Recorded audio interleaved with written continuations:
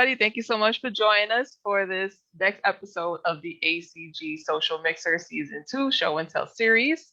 I'm your host, Rosa, and I'm here with my special guest via Zoom again. So it's a Hello. pleasure to introduce Najah. She's the founder and co-chair of Geek Out at Staten Island. She's the arts and culture director of the Muslim Sisters of Staten Island. A little bit more about Najah. She's also the founder of also the Masters in Creative Arts and Therapy, and she also does advocacy in mental health and in different social justice causes.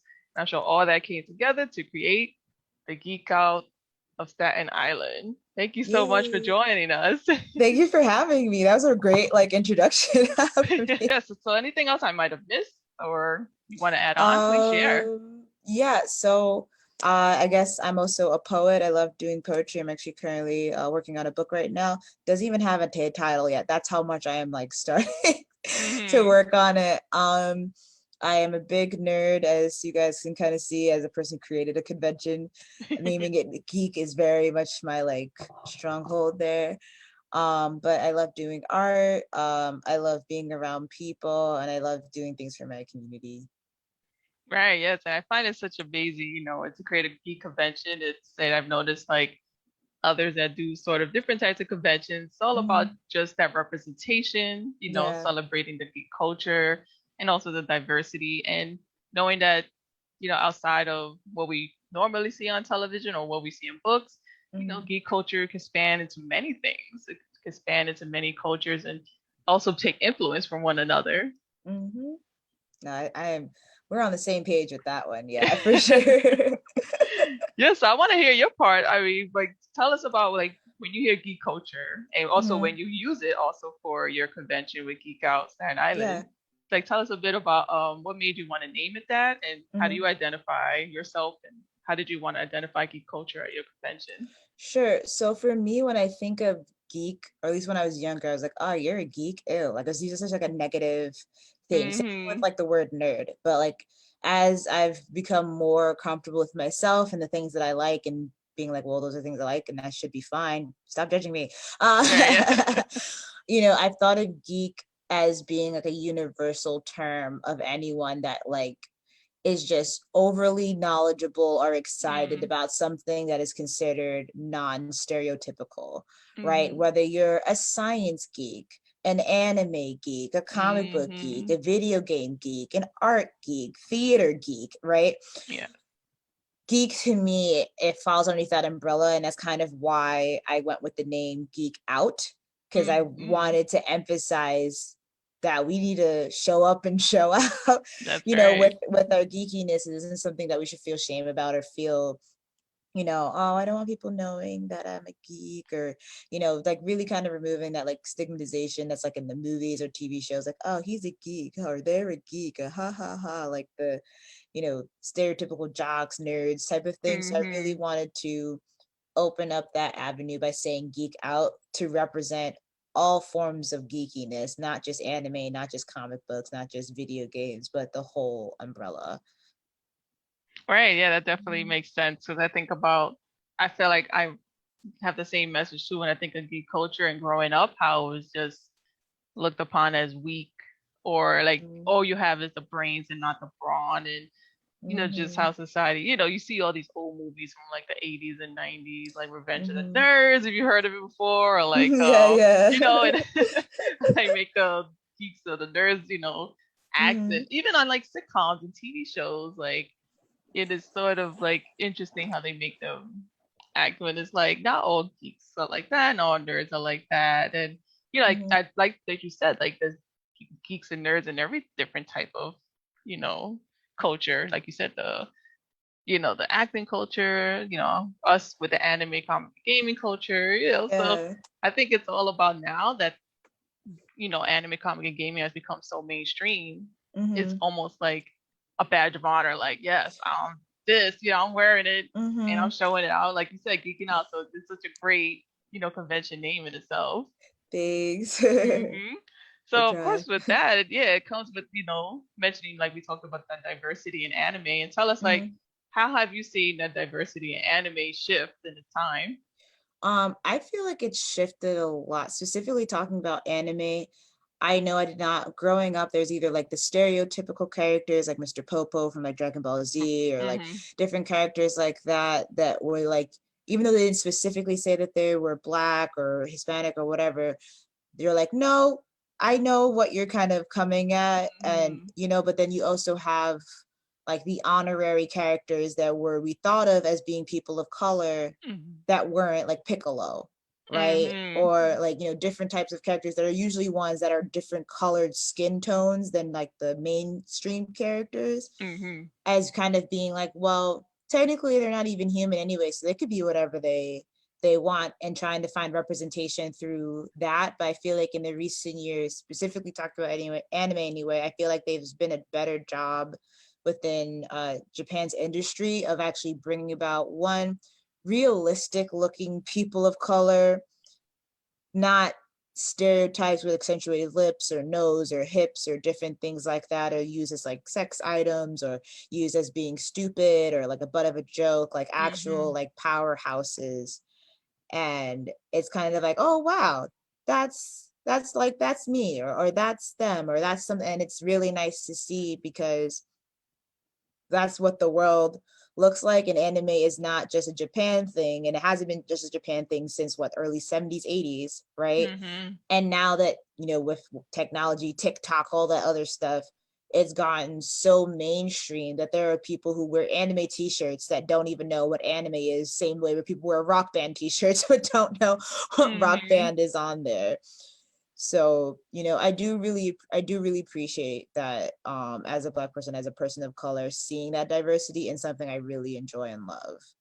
Yeah, yeah, you definitely hit the nail on the head with those. And it's amazing with a country like Japan, where Mhm. seeing how they've shifted and like that approach of very pro-nationalist with like the Japanese Mhm. culture and way of things, and how they've learned to shift and know that with that comes understanding that there's other, representation in those diverse groups. Like I know in Japan itself, like America's always been that melting pot, but to know like in Japan there are sections in Japan that do have, you know, um, blacks and Latinos that do live there or they Mhm. reside there, and it's Yeah. knowing that that's blending into their culture as well, and it's acknowledging that, and to see that Yeah. manga and anime is doing that, it's great. Yes. So not they're Ah. not just ignoring it. It's amazing to see that they're doing that, and also knowing Mhm. that recently I think I found that there's a black studio out in Japan of Yeah. creatives, right? Yeah. Yeah. So Which I is was very like, hard to do, because yeah. in Japan, like, you usually can't own anything unless Hmm. you're Japanese or the person you're working with is Japanese. Wow. They're Hmm. very strict on that stuff. Hmm. Yeah, Hmm. I've never been to Japan yet. I know lots of friends have been there, some that Hmm. go there for, of course, the vacation, some go there for schooling, or they actually taught English there, Yeah. things like that. And, hearing just their different examples of how the lifestyle is so 180 different from, Yeah. England, or going to from the UK to like even the Americas as well. So it's very Hmm. interesting to see those different representations in those Hmm. ways. No, Mm. I agree with that. I've been to Japan, thankfully. It was I was during a study abroad in Hong Kong, so since I was Uh-huh. close by, I was like, I'm never gonna get this chance again. Right, yes. So, I took a plane there. It was like 2 hours, wasn't bad. And I was in Hmm. Tokyo, and I was like, wow. Parts of it was like, this is everything I've seen in anime, very Mm. stereotypical. And then some parts of it, I was like, wow, you would never know this if you just solely base this off of the things that you see and like how people live. And it's also very expensive. For those that know Hmm. Manhattan prices, Oh, it's yeah. basically Manhattan. It's the Manhattan of Japan in my mind. But yeah, so that's where I learned a lot of stuff about like how their culture is, and meeting friends there that are Japanese, and having friends before I went there that are Japanese, of like what's how they're, because they're a very homogenous society, Hmm. right? Of like what matters and what doesn't matter, what's important, what's not important, what's attractive, what's not attractive. And I found it very, very interesting, because it's very different than here in the States. And even in the States that varies too. Hmm. Hmm. Yeah, it's so true you mentioned that, because myself, I took a Japanese study course, and then Hmm. my husband took one in college, and it was interesting to learn about, like you said, the homogenous sort of culture. Like everyone is in it together, and there's a way of you go to college, you go to school, and then right there you go to work. And even the work culture is so ingrained in their lifestyle. It makes me think about how is that represented in anime and in mangas, because some manga creatives, they live that sort of lifestyle of like Yeah. A lot the of the, yeah, the wall of the constant. mangakas. I was showing in anime and manga, so Yeah. And I think too, it's like them fully realizing the fact that a lot of not a lot, but a good portion of the fans that watch their stuff are not coming from that part of Asia, hmm right? It's coming from lots of areas where people have different skin tones or a darker skin tone, even South Asia, right? Or hmm Southeast Asia, right? There where they're darker skin tones. hmm There are a lot of people that consume stuff that comes out of Japan. I like to consume a lot of the stuff for the games, for the hmm anime, for the technology, for all of those things. And I think it's coming. I'm gonna say maybe the last couple of years coming to a point where they realize like, oh wow, maybe we need to cater to hmm the people that we're serving, because it would be great for them to see themselves in what we're putting out, which would make them want to consume it more. hmm Yeah, it makes Mhm. me also think about because American cartoons and comics have done this as well. But I think about Mhm. when I see Japanese mangas and comics, how they represent how Westerner looks and Americans look. Yeah. Even it's sort of like, whoa, is it really? It makes me think for a second because being in the East Coast, sometimes you don't see like that Western look, and that sort of they really love like spaghetti cowboy Yeah. shows and films, and they still Yeah. think it's sort of like that. And I also think they think a lot of Americans are like very yeehaw, kind of Yeah. types Or and stuff. yeah, or the very stereotypical like blonde hair, blue eyes, white skin is like Mhm. the American student in the show, or like different Yeah. things like that. When it's like, oh no, we're a combination of many, many different nationalities, cultures, religions, a whole bunch of things.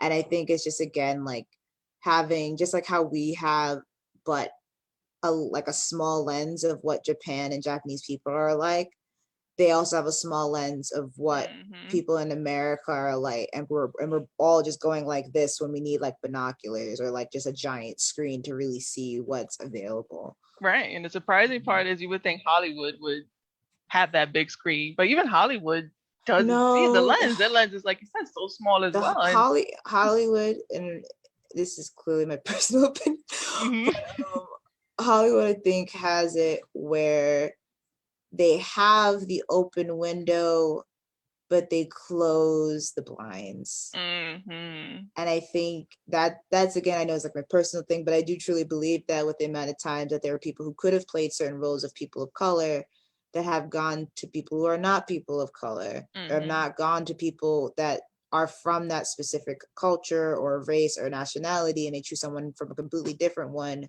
as opposed to just going there. Or if they do have somebody who's acting from there, they don't have it where it's really representing that culture, nationality, religion, whatever the case may be, and it's falling into like the stereotypes.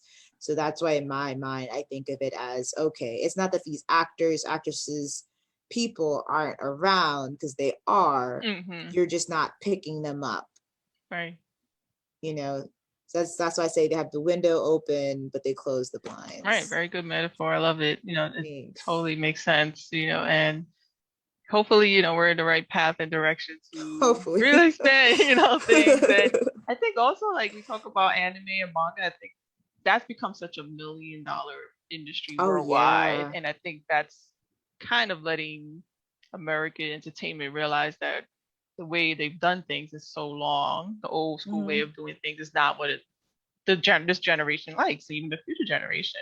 Gaming Mm-hmm. is getting big, Oh comic yeah. industry is shrinking while manga is blowing up, and Mm-hmm. and also the anime industry as well. So it's like sort of adapting, like the Mm-hmm. American or westernized civilization, cultures have to adapt. So like Yeah. what is it that they're doing with anime and on the eastern hemisphere, like what is it that we could learn from that? Yeah. And I always say, like when someone asks me like, oh, well, isn't anime like cartoons? It's not the hmm same thing. yeah And then I was like, yes and no, because Mm-hmm. technically, are they both drawing? Yes. Are they technically both having maybe some sort of storyline? But there's a very big distinction between anime and cartoons, because half the time cartoons don't necessarily have to follow a storyline, plot line. You don't get Mm-hmm. attached to the characters in the same context that anime does. And there are animes that are just regular slice of life. They have no like real plot. Sometimes they're just there to make you laugh, but you know Yeah. that's the purpose of them, right? American cartoons or even just Western cartoons aren't really there to give you any depth, teach you a lesson, do any of those things. The closest we have to teaching lesson cartoons is like Disney and Nickelodeon and DreamWorks movies, Right. right? And it's usually catered towards children. It's not catered Mm-hmm. towards adults, and it is catered towards adults. It's usually like the innuendos and the sex jokes and the like all those Mm-hmm. different Right. things, as opposed to being like, I just want to watch a show about people who try to become friends and having a Yeah. good old time on a journey. Like I could rock with that as an adult. Like it's not uh it's I think it's because the way of like we think of cartoons is like, oh, that's a childish thing, right? Mm-hmm. Like, oh, Right. like why, that's a baby thing. Like you're an adult, like you got married and have kids. What are you doing Mm-hmm. XYZ? It's again kind of like that stigmatization of like geek being like, oh, you're a geek, you're this. It's like, oh, you watch anime. It's not Mm-hmm. just cartoons. Oh, you play video games. Like Mm-hmm. you don't know what you're doing. You don't have a real job. You don't have a just all Mm-hmm. the things that come along with the idea of being engaged with those types of things. Right. Yeah, it's so true you mentioned it, because I think about like the main point you were mentioning about the stories it tells you, the lessons you learn from, especially animes and mangas, Mm-hmm. and it's universal, and Yeah. they teach you things about life. You could be going through a moment in life that's you feeling really down, depressed, and it's giving you Mm-hmm. something that lifts you Yeah. up. You lift up your spirits, and it makes me think like you mentioned here in your bio that you were a creative arts master, in therapy, Mm-hmm. and you advocate for mental health. So would you say that the anime geek culture kind of gravitated you toward that degree?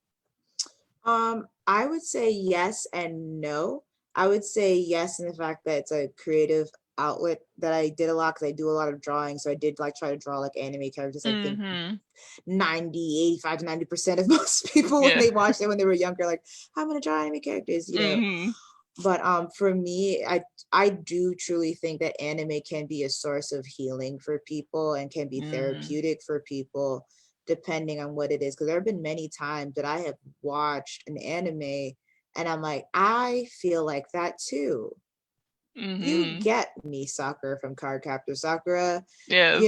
Like, you get me from this. Like, for me, it did lead me towards that direction of wanting to be in a space of wanting to help people, like how I feel like anime has helped me on a personal level, but also to helping people feel comfortable within themselves. Mm-hmm. And because I think a lot of the stress that can sometimes, because not the core thing, but sometimes contributes to people's mental well-being, is that stress from society, is that stress to be a certain way, act a certain way, look a certain way, make a certain amount of money, drive a certain car, have a certain profession, speak a certain way.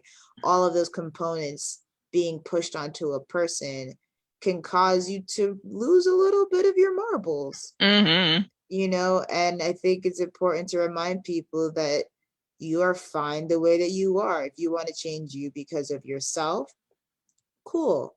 If you want to change you because of someone else, not as cool as the first one, Mm-hmm. right? Because as long as whatever you're doing is not hurting anybody, isn't making anybody feel bad about themselves, and isn't hurting yourself, why not do things that you enjoy and actually make you feel better about yourself? Mm-hmm. No, that's a great message. And I've noticed that like when I was teaching and I Mm-hmm. do teaching here and there, like a lot of young people do use the anime and gaming Mm-hmm. as that escape from whatever they're dealing with, whether it's home or maybe difficulties at school, Mm-hmm. and it's helped a lot. Some of them could even mention to other friends or their family that they, you know, Mm-hmm. game or, watch these animes because it's always that, oh, you watching that geeky stuff? Even at this day and age, Yeah. which is Or you're wasting surprising. your time. Yeah. Why are you wasting your time watching hours of this? Why are you wasting your time playing hours of that? And then I always love these examples, like with esports now, Mm-hmm. was not a now thing, but you know what I mean, right? Where it's like, oh, why are you spending all day playing Fortnite or playing Call of Duty or playing this, and this, and playing Mm-hmm. Final Fantasy until now I'm winning $100,000, and now you're like, well, Yep. now I could put a down payment down on a house, and it's kind of just like, I guess, one, seeing the value in art, because to me all of those things are a form of art, because they wouldn't be created without somebody putting pencil to paper Mm-hmm. and having a creative idea in mind that was backed with some form of support, Mm-hmm. right? So that for me for sure has pushed me to do art therapy specifically, because I'm Mm-hmm. a very artsy person as well, but I do think that there is power in creativity, and that creativity can help release kind of some of the things that we have that we can't even verbalize. There have Mm. been times that I have felt certain ways while watching certain animes, or even playing certain games, or reading certain comic books or manga, where I'm just like, unexplainable, right? I can't Mm-hmm. put into words, I couldn't write it down, but going through this creative process through these different avenues has helped give me a sense of self, or has helped me have a foundation of whatever I'm feeling, or has it like, wow, this author or this voice actor, this person really put to words exactly this feeling that I had no Mm. clue could be worded or could be shown in this facial type of way. Mm-hmm. I would tell them like this is becoming something big, which I was talking about this the past few episodes with the Bronx Gaming Network, BGN, and they're also trying to advocate and Mm-hmm. let parents and educators know that this is the new, career Mm-hmm. change and creative change, and that, like you said, esports. One of my students, he Yeah. loved the esports and he loved the tournaments, and Mm-hmm. his mom wasn't sure what he was gonna do with himself, and said let him have that experience, see how it goes for him, because Mm-hmm. we never know. We No. we shouldn't shut down the creative process of whatever it is, where it Mm-hmm. could lead them. Yep, I am, as you probably have heard me say almost redundantly, right? Like I'm very big on that. And I think it's just, again, like back to the idea. And I think a lot of parents, and it's no fault at them, because I think they always try to do like what's best for their kids, Mm-hmm. right? Yes. I'm fairly sure I'll do that when I eventually, find someone to marry, and have, have kids with them, right? Where like, it's like, oh no, this is what you need to do to be successful, right? This is what you need to Right. do to put, money on the table, to survive, to support Right. yourself, right? And the concept of a starving artist is always there, right? Mm-hmm. And it's kind of like, oh, you're going to be lazy. All you do is do this all the time. All you do is that all the time. What do you mean you're training for a tournament? What do you mean Mm-hmm. you're entering a contest for this? What do you mean, like, all those things? Because in our minds, as much as we devalue an artist, we value art. Yes. That's an amazing point to say. And, it's really just emphasizing that in any way possible. And I think with the advancement of gaming and the way it's shifting, also anime and manga, the way it's Mm-hmm. shifting into our culture, globally, Yeah. hopefully those changes will come. So I Mm-hmm. want to go into showcasing and talking more about the Yeah. Geek Out of Staten Island. I first heard about it actually during the whole uh pandemic year, Mm-hmm. and and I believe you guys did one last year, right? Like last Yep. September. Right, Yeah, we did yes. last December. That's why I Yeah. first heard about it, and I heard about Mm-hmm. it from Wild Godin, and he's a cosplayer, and he went to the one Yeah, I think last it's great. year. Yes, and so I was like, oh, what is this? I'm really curious about it, and he Mm-hmm. went to it, and it was so amazing, and thinking like, oh, what's on the Staten Island, and then to see where you have it, the location is beautiful, and you picked Thanks. the perfect spot. So just tell us more about like Geek Out of Staten Island, how it went last year. Was that your first one or was it like a second one? That was our second one, and this will all be our third year. Oh, beautiful. 30 is always Yeah. like always amazing. Once I feel everything comes in Yeah. threes, I feel, you Yeah. know. So No, tell us more about like just Geek Out of Staten uh Island, like just that yes. journey, where it's at Yeah. today. So As all of the viewers and listeners are noticing, I'm a giant geek and I don't care. So like for me, as I was born and raised in Staten Island, very much so tried to be active in my community. And one of the things I noticed is that we have a lot of geeks, but not a lot of things geeky to do. Right. We'll I go know to us as New Brooklyn, Yorkers, we know Manhattan. like Yeah. Staten Island's so like, I know. I ooh, take motorways. Like, I take no offense to any hate I get as a Staten Islander. I already know it's coming, and I'm like, I get you. You know nothing about us. We're like an anomaly. Somebody thinks we're part of Jersey. It's okay. oh no. It's okay. I've like heard it all, so it's like, yeah, that's a good one. No, but anyway, no, but it's fine. I get it. From the Bronx to like Staten Island, it is a trek. Like I Oh totally get yeah. that. If it's public Yeah. transport, I get that. Even driving, depending on which way you go, could be an hour to 2 hours. I totally understand that. So that's understandable because it's like in people's minds, like, well, what's there to do in Staten Island? Why would I go to Staten Island? I just use it to pass through the Jersey, whatever, right?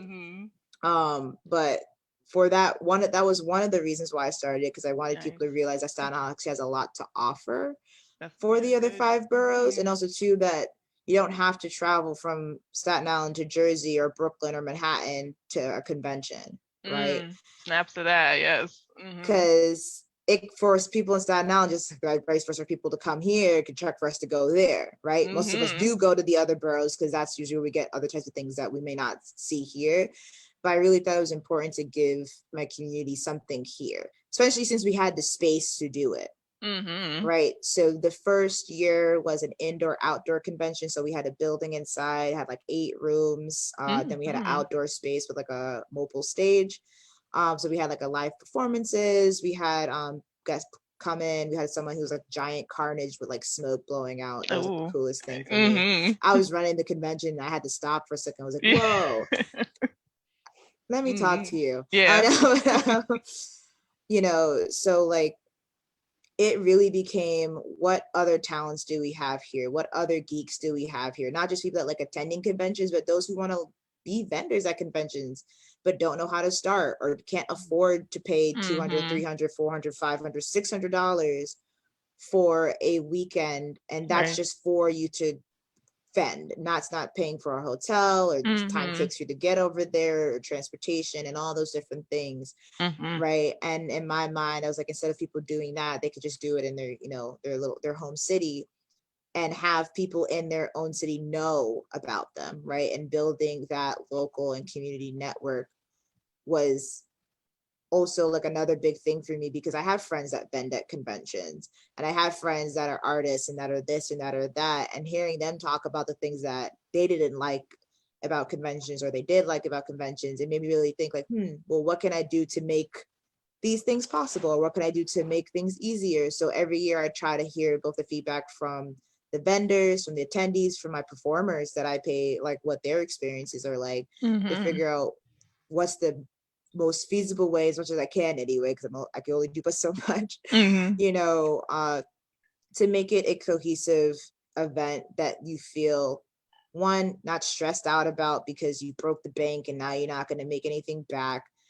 2, you're overloaded because some people get sensory overloads. We even had a sensory room that was completely off, that was not used for anything else, but for people to either go meditate, they could go pray, they could just go there to sit and just kind of quiet down for a little bit and come back to the convention. Because it can be an overload being at a convention and having all the people and all the sounds and all the colors and like all these other things, and it could just be exhausting, right? So sometimes you need to have a little timeout. So when last year, gosh, I had to fix my glasses because I can't even understand last year so much. But when it came down to last year, it was a struggle trying to figure out if we could have it. Because I was like, oh man, it's our second year and now we have a pandemic. What's going to happen? Are we going to lose momentum? Are people even going to remember who we are? Or are people going to even want to come back? Which is understandable because it's COVID and I'm not going to risk anyone's safety for a convention. To me, the convention wasn't what it's there for. The convention isn't to make money or to profit. The convention is for everyone else to make money and to profit. As long as I have enough money to make it happen again, that's all I care about. So me and my team, I have myself and like 6 other people on my team. really just tried to follow all the CDC guidelines. We had to fill out paperwork through the state to basically say, like, this is what our health and safety guidelines, this is our safety plan, you know, do certificates of insurance, all the whole gamut that most people don't know that you have to go through for cons on its own. Forget about COVID. It's just con stuff.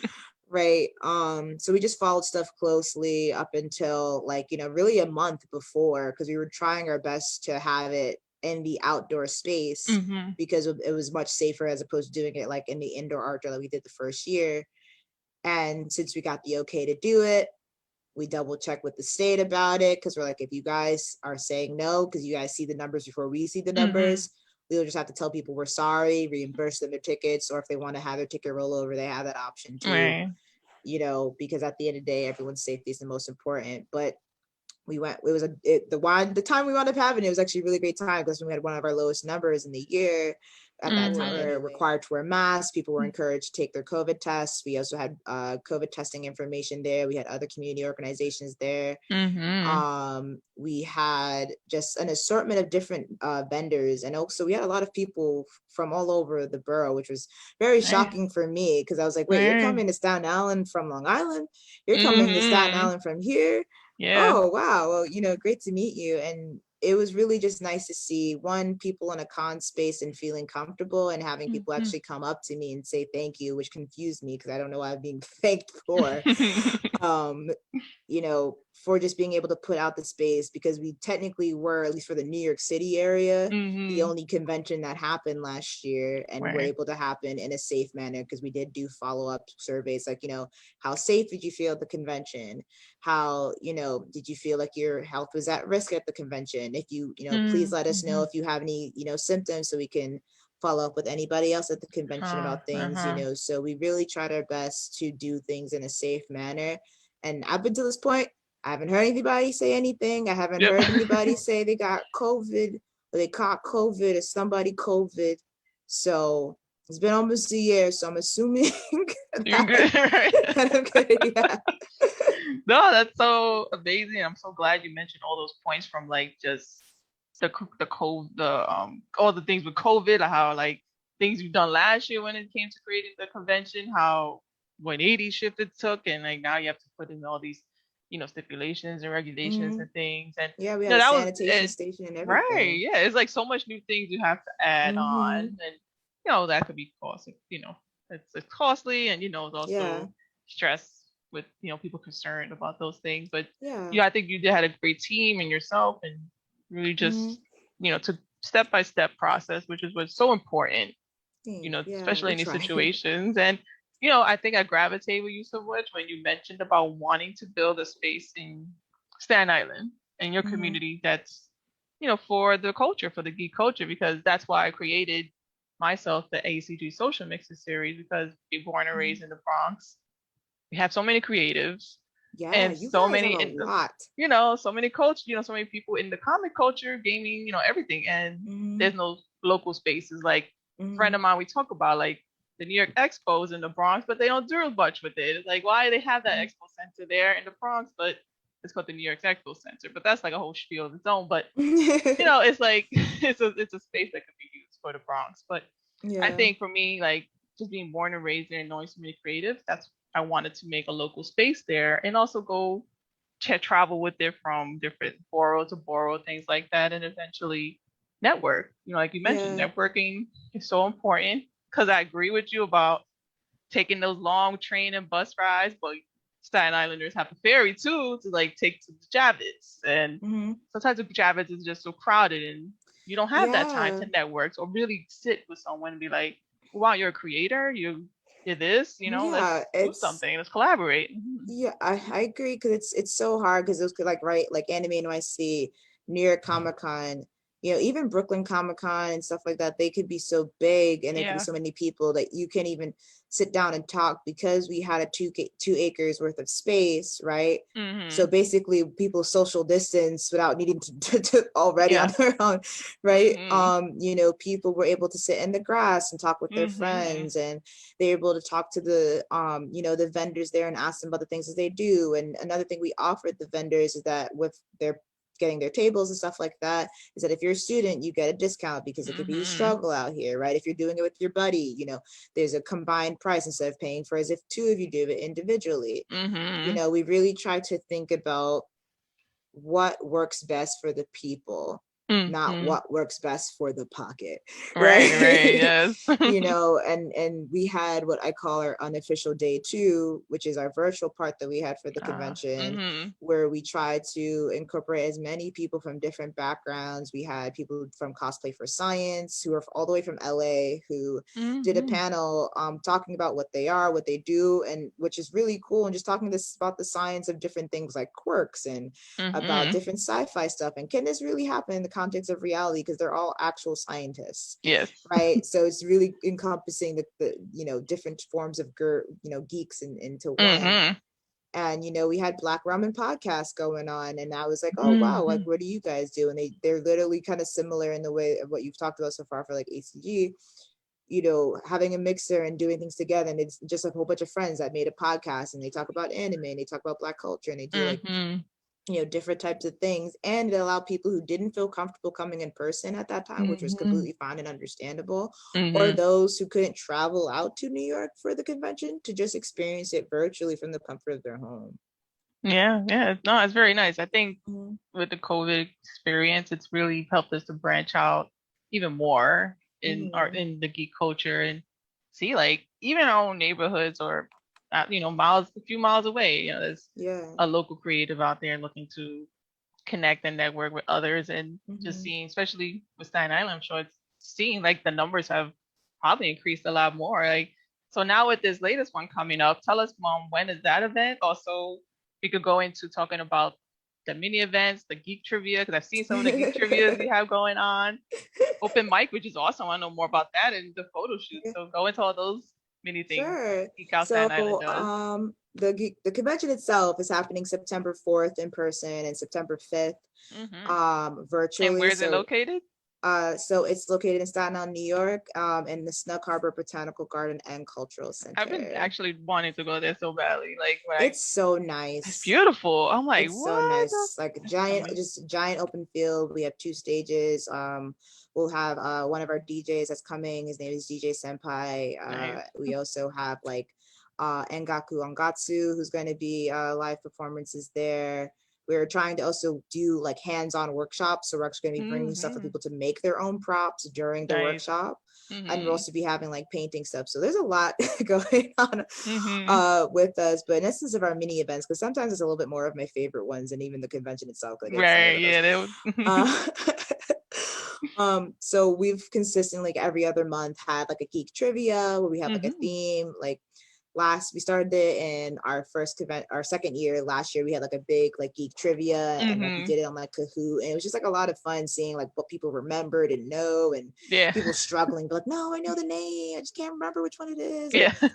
Like, there's so many choices or something like that. You know, it's really fun. And so we have different themes. Like, so we had like Avatar: The Last Airbender and like Legend of Korra as a theme. We had anime as a theme. We had we had, you know, comic book theme. We have you know, different things that we go down the line with to just really tap in all the different types of geeks, right? We're eventually going to do like a Disney theme ones, because you do have Disney geeks, right? You have those people that are just in love with Disney, right? Cartoon Network, Nickelodeon. So those are ones that are going to be coming up within like the, you know, coming months and then next year. And like we have photo shoots. We haven't done any photo shoots for this year because we've been really busy with our virtual events, but we will be having photo shoots mostly after the convention when it's a little bit cooler. Right. So we've done like photo shoots with the Juice Box, which is a really great group. They also do stuff like they do like social mixers and different things. So they'll plan like group trips to like an anime watch, you know, or plan group trips to go watch a movie that just came out for like Demon Slayer or like My Hero Academia. So you should check them out. They're really great. They're called the Juice Box. And then we also have like different theme photo shoots, like fantasy photo shoots. We were trying to plan before 2020, we were planning a decades shoot because it was a decade, but then it was a decade that nobody wanted to deal with all. And then we just started doing our open mics, which was really great. It was phenomenal. I'm saying that biasly because I'm a poet. And I know that for sure that I'm just biased to open mics. Yeah, And it something was about the really poets great. and open mics. I know this because I've been to like other, open mics in the Spanish Harlem, the Lower East Side, and I see Yeah. it. Yeah, no, we love us some open mics, and it was great because we had people that both we knew or we've seen before of our previous events, both virtually and in person. We also had some people that were like, wait, how'd you even find us? Like, Hmm. wow, they're like, well, yeah, I've been looking for stuff, but I don't know of a lot of virtual ones. So Uh-huh. in a way, this pandemic has pushed us to outreach more, but also has pushed us to realize that there are a lot more people that could utilize what we're providing. And Hmm. we had no clue. Yeah, that's Hmm. definitely it. We didn't know, like with this whole pandemic, how shifting from, because I know how the struggle was at times when you had to find a space and Hmm. find people to get there and Hmm. the expense and the food Yep. and everything. And then when you realize everything's gonna be done virtually, I'm wondering, will they show up? And just the miracle of using social media, using those Yeah. platforms, it's really generated so much audience, not just in the local area, just beyond. Yeah. Yeah, I completely agree. When you do stuff in person, because I do think the fastest traveling form of media is word of mouth, because then it gets transformed into other forms of media. Hmm. However, if you have something like a geek trivia, open mic, or just a virtual event, period, a workshop, panel, something like that, that someone can actually go back and replay, or they can experience live in that moment without having to be like, I gotta get dressed, I gotta do Right. this, I gotta drive, I gotta take a bus, train, whatever, but they can Hmm. actually enjoy it themselves. Or for people who are just like, wow, I can't really travel because my shoulders like messed up, or my knees messed up, or this is messed up. They're Hmm. like, oh no, I can still enjoy it to an extent from the comfort of my home. And again, kind of going back to people who do get sensory overload, that do want to experience these things but may not feel comfortable being in settings with so many people, or Hmm. even just like just basic like claustrophobia, Right. right? Having it where it's virtual gives them that comfort of like still being there and experience it. Because I've had many moments virtually where I've just vibed with people at an Hmm. event as if we were in person, Yeah. where it's like, yeah, talking about, and just like laughing and, Hmm. smiling and just, connecting with each other, Hmm. you know, through the screen. Hmm. Right. So it shows that it can be done. Can it be awkward sometimes because we all had to shift so drastically? Yeah. Yes. Hmm. Because even I was like, Zoom? You don't mean Skype? Zoom? Right. Yeah. Yes, that was a big shift for me too with the Skype and Yeah. Zoom. But I think all in all, like the adoption, I think not just us as a con, but just everyone as a society, right, has had to come through with. I think we've all had to learn more about ourselves and more about what our comfortability is at, right, when it comes to now Hmm. using technology, how we communicate with each other, how fast that we have access to one another, you know. Hmm. Yeah. Before I get to my last two questions, you mentioned Yeah.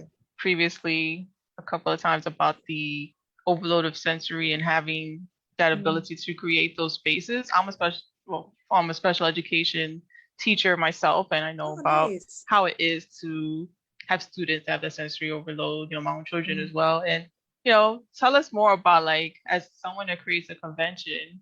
how do you create that space and how do you think it's helped?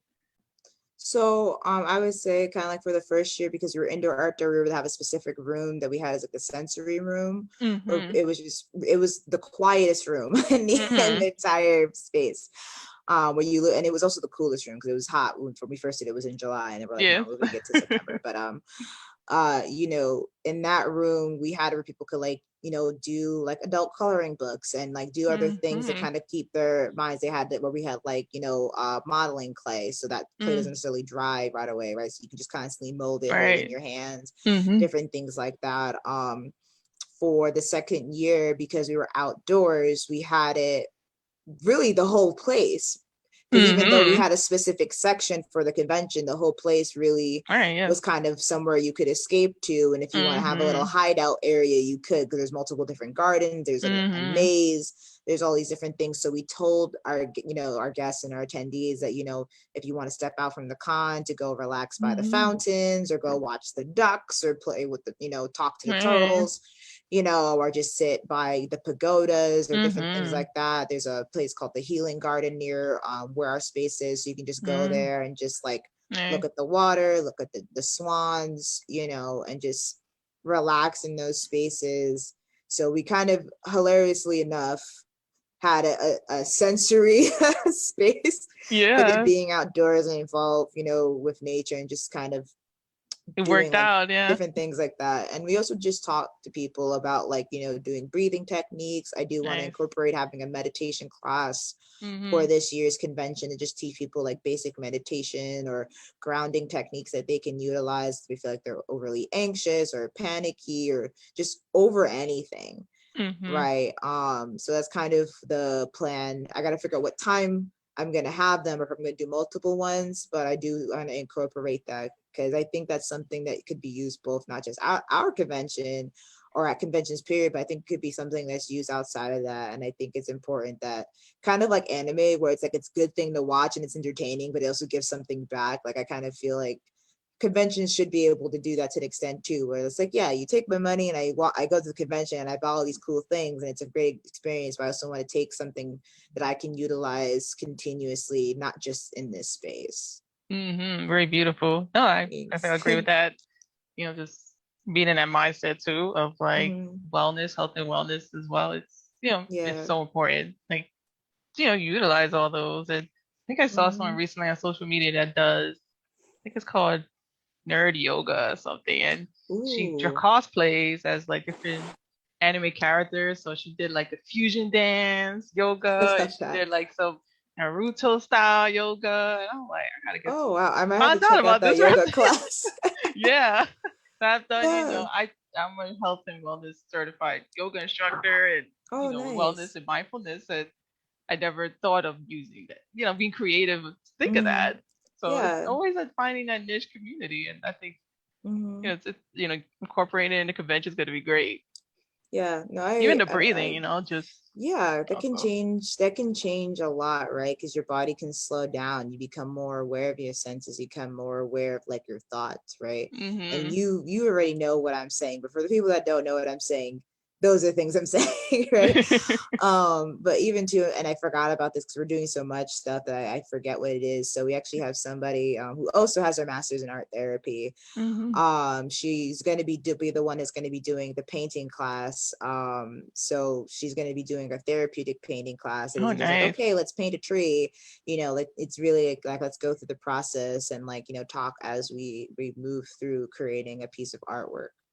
That's great. Yeah, I'm Yeah. really looking forward to more about that.